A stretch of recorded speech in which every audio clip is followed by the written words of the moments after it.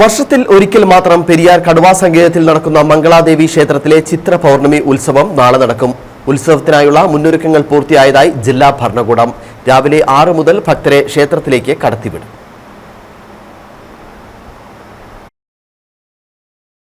പെരിയാർ കടുവാ സങ്കേതത്തിൽ സ്ഥിതി ചെയ്യുന്ന പുരാതന കണ്ണകി ക്ഷേത്രമാണ് മംഗളാദേവി. ചൈത്രമാസത്തിലെ ചിത്രതിരുനാളിലെ പൗർണമി അഥവാ ചിത്ര പൗർണമി നാളിൽ മാത്രം ഭക്തർക്ക് പ്രവേശനമുള്ള ഈ ക്ഷേത്രത്തിലെ ഉത്സവം കേരളവും തമിഴ്നാടും സംയുക്തമായാണ് നടത്തുന്നത്. ഉത്സവ ദിവസം കരടിക്കവല മുതൽ മംഗളാദേവി വരെയുള്ള സ്ഥലങ്ങളിൽ ട്രാഫിക് നിയന്ത്രണത്തിനായി കൂടുതൽ പോലീസ് ഉദ്യോഗസ്ഥരെ നിയോഗിച്ചിട്ടുണ്ട്. തീർത്ഥാടകർക്ക് ആവശ്യമായ ശുദ്ധജലം വനംവകുപ്പ് ലഭ്യമാക്കും.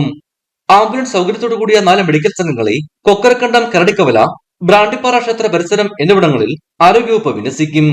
മദ്യനിരോധന മേഖലയായതിനാൽ എക്സൈസ് വകുപ്പിന്റെ ശക്തമായ പരിശോധനയും ഉണ്ടാകും. രാവിലെ 6 മുതൽ ഉച്ചകഴിഞ്ഞ് 2:30 വരെയാണ് കുമളിയിൽ നിന്ന് വനംവകുപ്പിന്റെ ചെക്ക് പോസ്റ്റ് വഴി തീർത്ഥാടകരെ അനുവദിക്കും. വൈകിട്ട് 5 മണിയോടെ തീർത്ഥാടകർ ദർശനം പൂർത്തിയാക്കി മടങ്ങണം.